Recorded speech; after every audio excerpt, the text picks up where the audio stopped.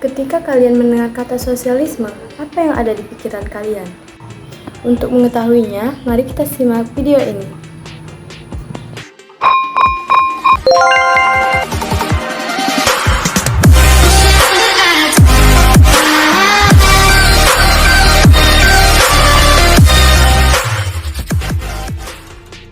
Halo teman-teman semua, perkenalkan nama saya Atia Adriana Ramadini dengan NIM 230513802887.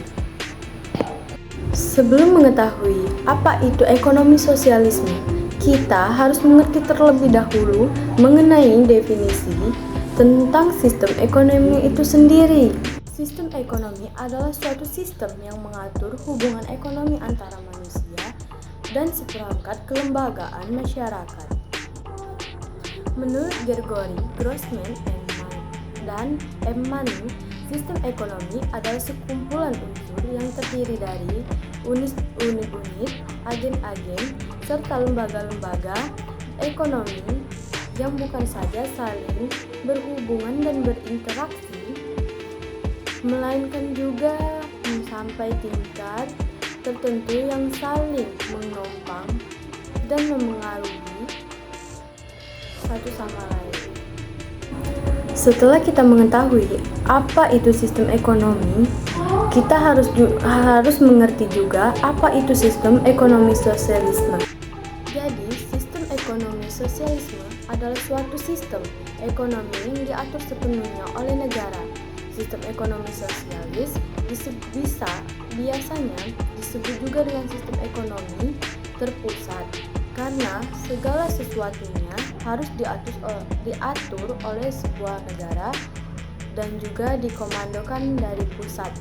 Sistem ekonomi sosial dapat dibilang menjadi kebalikan dari ekonomi kapitalis. Jika kapitalis, pemerintah tidak ikut campur, maka keterbalikannya dengan sosialisme. Jadi, sistem ekonomi sosialis adalah sebuah sistem ekonomi yang pelaksanaannya diatur langsung oleh pemerintah. Dalam sistem ini, perintah bertanggung jawab sepenuhnya atas semua kegiatan perekonomian.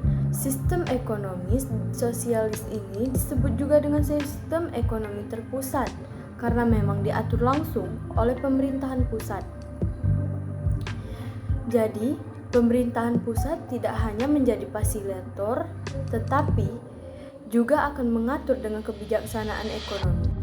Seperti yang kita ketahui, sistem ekonomi merupakan sistem baru setelah hancurnya sistem kapitalis yang dianggap tidak mampu mensejahterakan rakyat.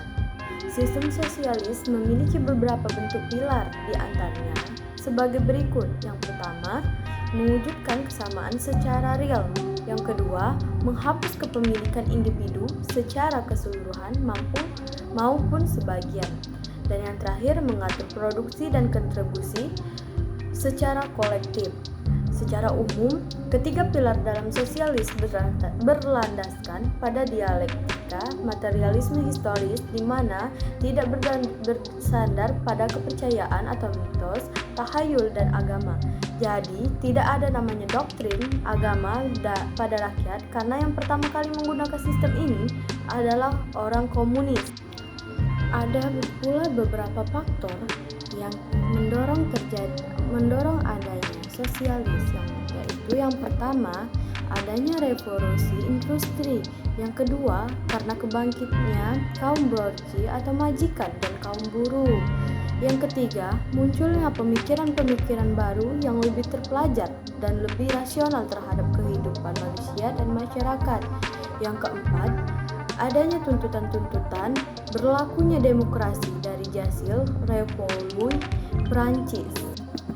Setelah kita mengetahui tentang sistem ekonomi sosialis, kita juga dapat mengetahui kelebihan dari ekonomi sosialis tersebut.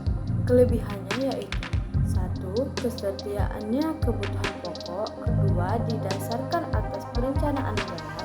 Yang ketiga, negara yang mengelola produksinya. Yang keempat, pemerintah lebih mudah mengendalikan inflasi. Yang kelima, pasar dalam negeri berjalan dengan lancar.